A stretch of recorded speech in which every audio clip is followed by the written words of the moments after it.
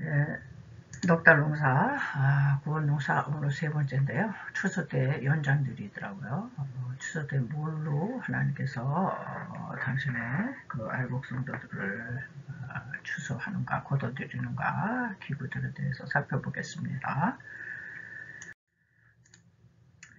예, 마태복음 3장 12절에 보시면요. 손에 키를 들고 자기의 타작마당을 정하게 하사 알곡은 모아 곳간에 들이고 쭉정이는 꺼지지 않는 불에 태우시리라. 이제 이런 말씀이 나오거든요. 그래가지고 이게 일단은 여기서 키가 하나 나와요. 키. 이 현대인들은 이 키를 잘 모르는데요. 키가 옛날에 시골에 가보면은 이렇게 생겼어요. 이렇게 생겨가지고 이렇게 해서 제가 이제 그림을 이제 조금 그려봤어요. 그래가지고 이제 곡식을 갖다가 이 키에다 넣고 이제 키주를 하는 거예요. 이제 알곡들을 이제 여기다 놓고 이제 알곡들을 이제 이제 곡식 알맹이들을 갖다 놓고 키주를 하면은 요게 이상하게 알곡들은요. 요 알맹이들이 자꾸 이 안으로 이제 몰려들어요. 이 안으로 이렇게 다 이제 몰려들어가지고 이 안으로 이제 막 그런데 이상하게 이 쭉정이 있잖아요. 쭉정이 이게 쭉정이가 나오는데 쭉정이들은요 가벼우니까 이 바깥으로 자꾸 이렇게 나오는 거야. 바깥으로 다 그냥 그래서 이 마지막 때에 이제 알곡될 신자들은 이 주님 품 안으로 이제 자꾸 이제 다가온다는 겁니다. 근데 이제 죽정이들은 주님 바깥으로 이 키가 이제 주님이라면 주님 바깥으로 이제 자꾸 떨어져 나가는 거죠. 그래서 이스라엘 백성들은 이제 추수한 곡식단을요 일단 산이나 언덕으로 가지고 올라가 가지고요 뭐 몽석을 깔아 가지고 소나 가축들로 그 곡식단을 밟게 해요. 밟게 하든가. 그래서 알곡을 떨어 모으거나 아니면 타작기라는데 우리나라는 이게 지금 도리깨거든요. 이 도리깨는 상당히 이게 지금 사람들이 이거 다 모르는 거예요. 도리깨건 뭐 키건 모르는데 그 이제 상사라고 찾아보니까 이렇게 막대기로 해가지고 여기 이제 끈을 매서 또 요만한 이제 막대기가 있어요. 그래가지고 이 농부 아저씨가 이 도리깨 이 위를 막 돌려요. 돌려가지고 그 추수단을 막 사정없이 후드려 패는 거야. 여기 보면은 도리깨를 들고 그냥 후려쳐서 알곡과 tuk종이를 이제 바람에 날려가지고요. 알곡은 모아 곡간에 들이고 죽정이는 짐승의 여물을 끓이는 아궁이 속에 넣어서 완전히 태운다.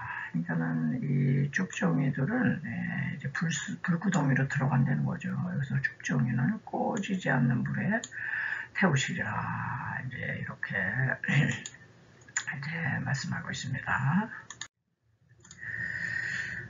그래서 이제 타작 기구들을 또 좀 알아봤어요. 타작을 뭘로 타작하느냐. 타작 기구들 중에서 첫 번째 나오는 게 낫이 있더라고요. 낫이 있는데 이 낫도 이제 제가 그림을 이제 잘 못 그리지만은 이제 이게 낫이다 그러면요 여기가 이렇게 돼가지고 이렇게 됐어요. 이런 낫을 낫인데요. 계시록 14장 16절에 구름 위에 앉으신 이가 낫을 휘두르매 곡식이 거둬지니라. 마가복음 4장에 땅이 스스로 열매를 맺되 처음에는 싹이 나오고 다음에는 이삭이요 그 다음에는 이삭의 충실한 곡식이라. 열매가 이제 익으면 이제 추수때가 되면 곧 낫을 대나니 이는 추수때가 이르렀음이니라. 이제 이렇게 말씀하고 있습니다.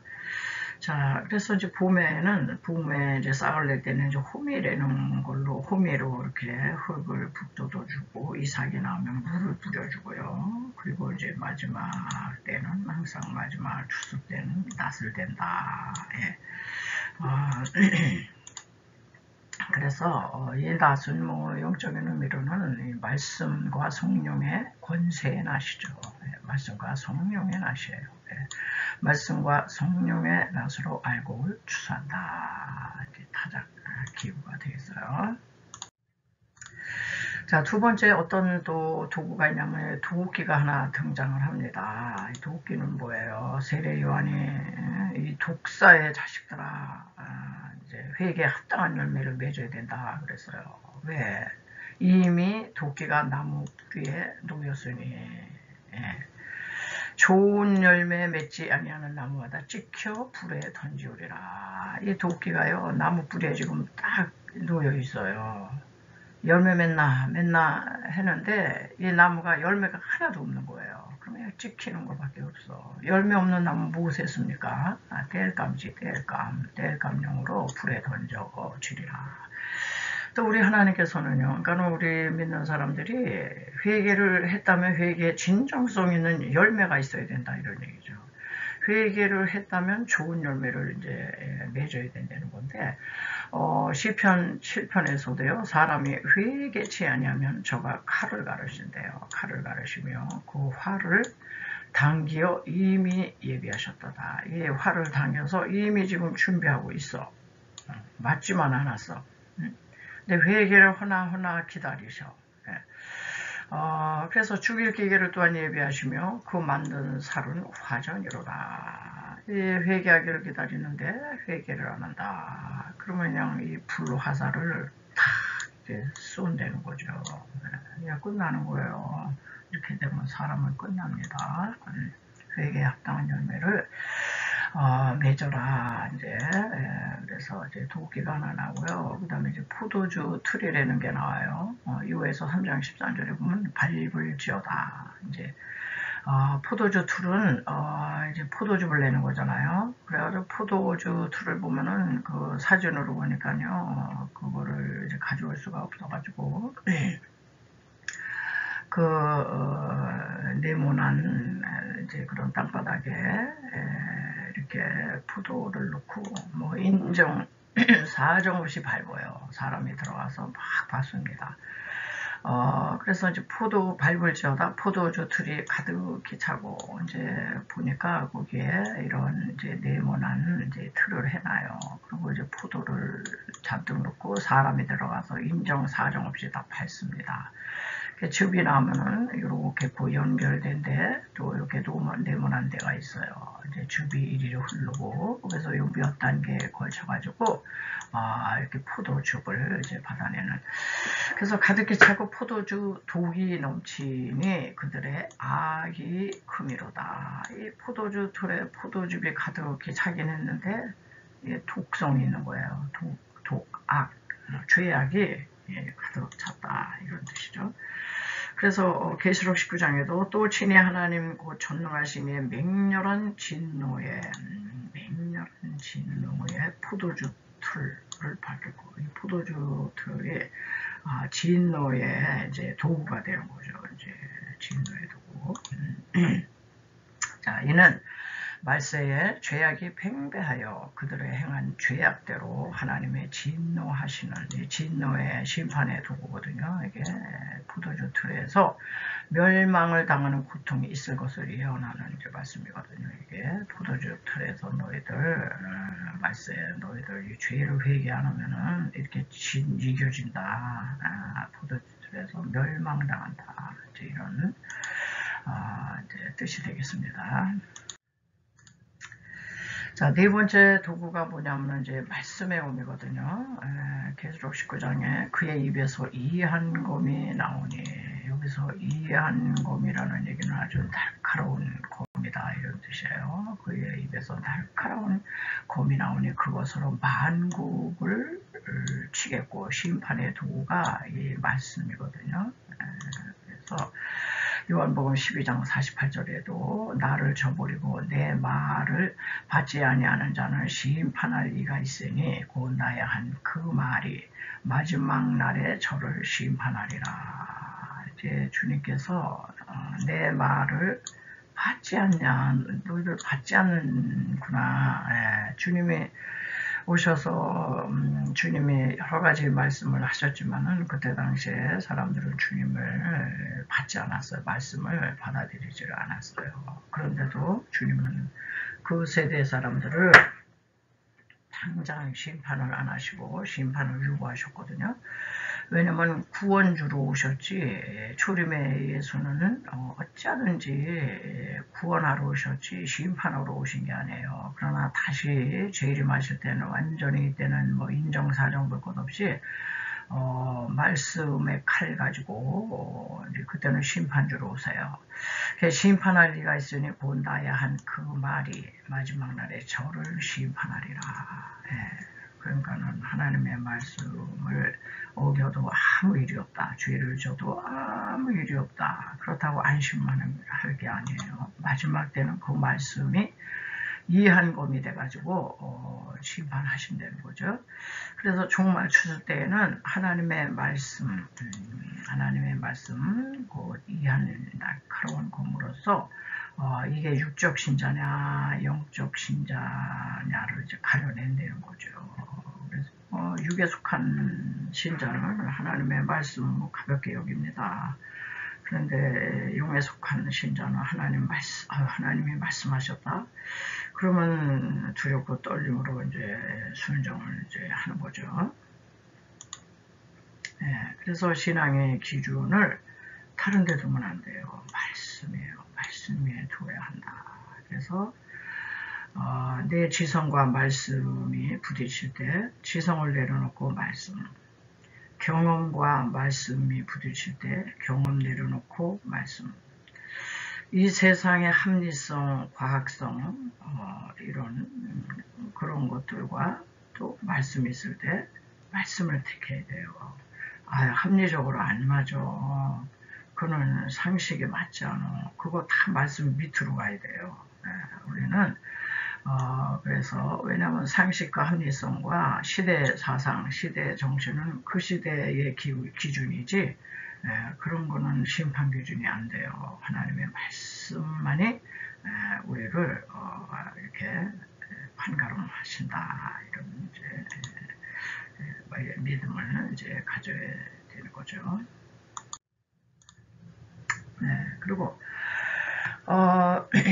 다섯 번째 도구가 있는데요. 이거는 이제 어떤 저런 도구가 아니고 영적인 도구인데 천사들이에요. 천사. 추수할 일꾼이요.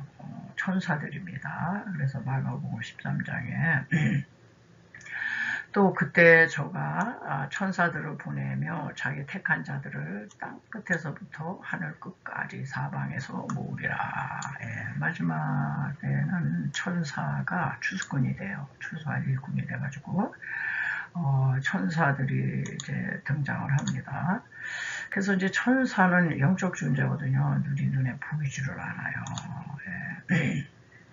근데 하나님께서는 구약 시대 때도 그렇고 지금도 여전히 눈에 보이지 않지만은 영적 존재인 천사를 통해 다 일을 하세요.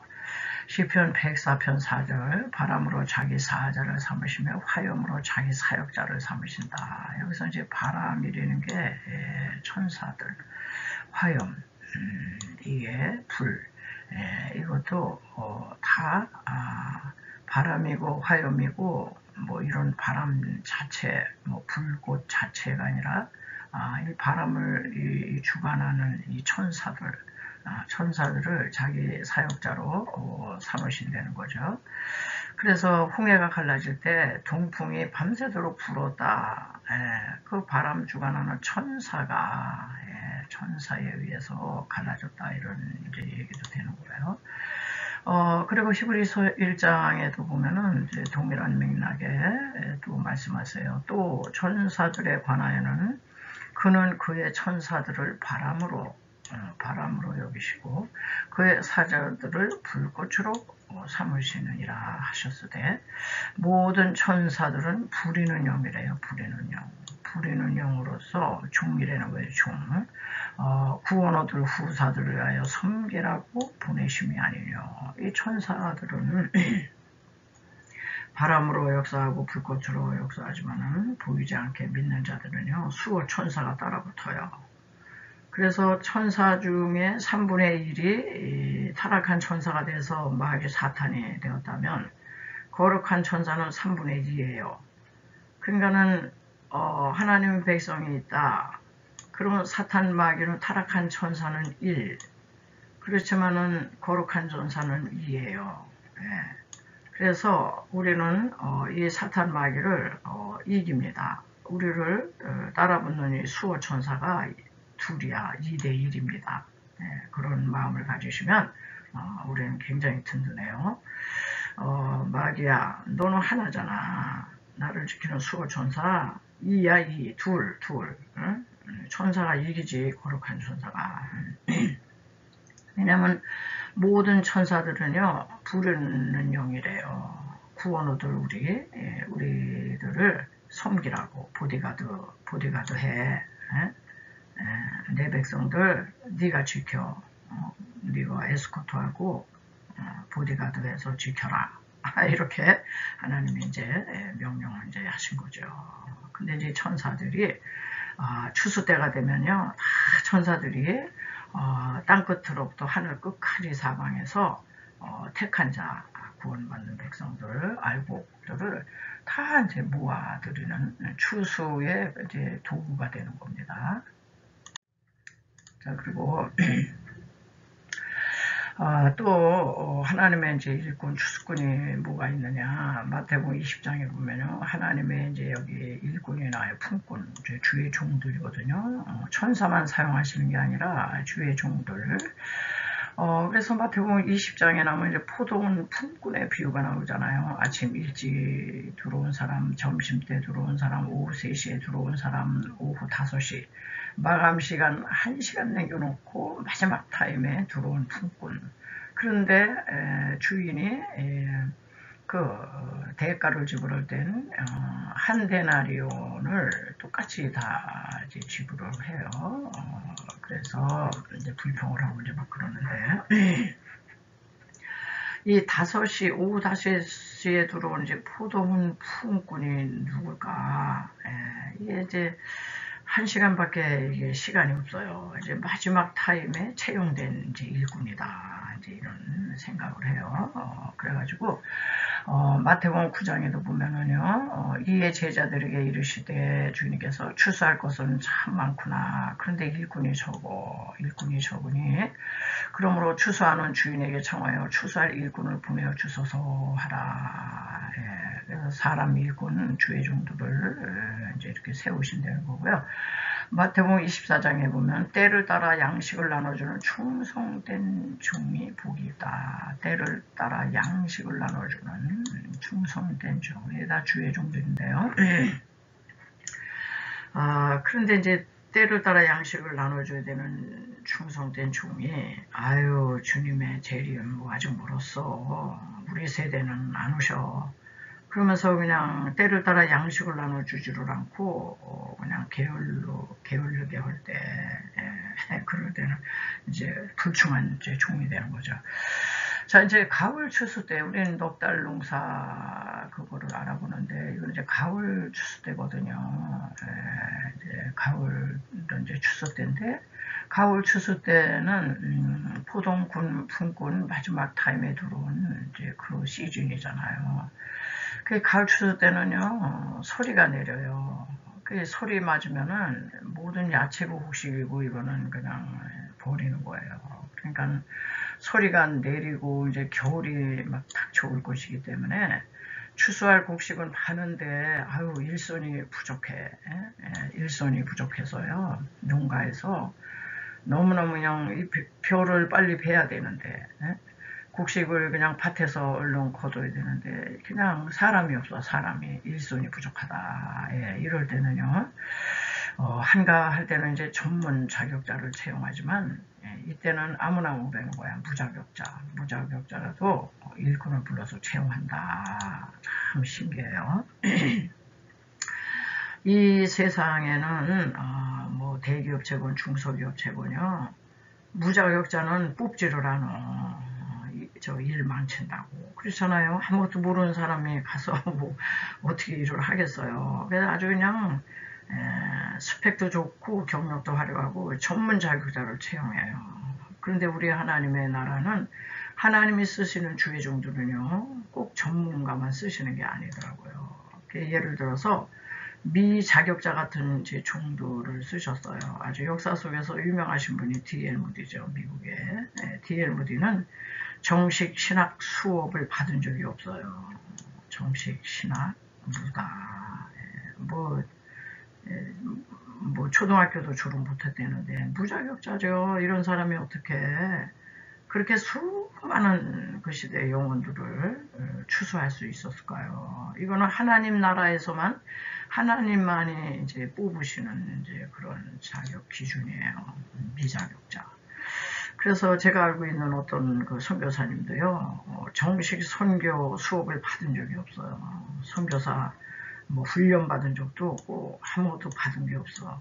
근데 이제 일반 대학교 나와가지고요, 어느 날 하나님이 선교사로 부르셔가지고 선교를 하시는데 너무너무 잘하시는 거예요. 그래서 이제 이런 거를 보면은 우리 인간 보기에는 굉장히 자격이 없음, 자격 미달자고 부적격자예요. 부적합해. 그럼에도 불구하고요, 하나님은 이 마지막 이 가을 주수 때는요, 뭐 일손이 부족해. 그러니까 지금 뭐 언제 뭐 전문성 따지고 그럴 새가 없다. 그렇게 여기실 때는 하나님께서 이렇게 부르신다는 거예요. 그래서 우리는 포동 품꾼에서 아침 일찍 오니 아주 그냥 젊을 때부터 착착 준비돼서 한 그런 사람도 쓰시고 마지막 타임에 들어온 품꾼도 쓰시고 이렇게 다 이제 추수할 도구로 쓰신다는 겁니다. 그래서 우리는 아무도 몰라요. 정말 하나님만을 찬양하고 이제 감사하고 우리는 마지막 때 나같이 미자격자요 부적합한 자인데도 일손이 부족하셔서 쓰시는구나. 저는 항상 그런 생각을 하거든요. 그런 마음으로 감사하게 이렇게 또 사용받아야 될 것 같습니다.